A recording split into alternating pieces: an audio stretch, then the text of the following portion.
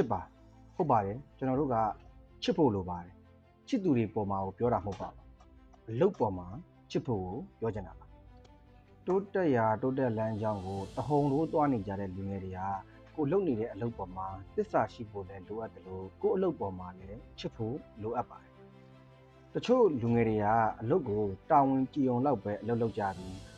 အလုပ်ပေါ်မှာချစ်ဖို့ကိုတော့မေ့နေတတ်ကြပါတယ်ကျွန်တော်တို့ကကိုယ်ပိုင်လုပ်ငန်းလုပ်နေသည်ဖြစ်စေဝန်ထမ်းလုပ်နေသည်ဖြစ်စေကိုလုပ်နေတဲ့လုပ်ငန်းခွင်ပေါ်မှာချစ်မြတ်နိုးသေးရှိမှကျွန်တော်တို့ရဲ့လုပ်ငန်းခွင်မှာတိုးတက်ရာတိုးတက်လမ်းကြောင်းတွေပေါ်လာမှာပဲဖြစ်ပါတယ်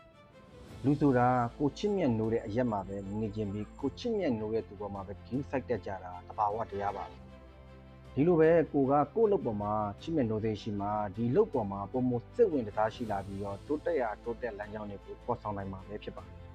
ကျွန်တော်တို့လုပ်နေတဲ့အလုပ်ပေါ်မှာချစ်မြတ်နိုးသိမရှိနေဘူးဆိုရင်တာဝန်တစ်ခုကြောင့်အလုပ်လုပ်နေရတယ်လို့ခံစားလာရပြီးကြာလာလို့ရှိရင်ဒီလုပ်ပေါ်မှာသိပါဝင်စားမှုညှော့နှဲလာမှာပဲဖြစ်ပါတယ်။ဒါကြောင့်ကျွန်တော်ပြောချင်တာက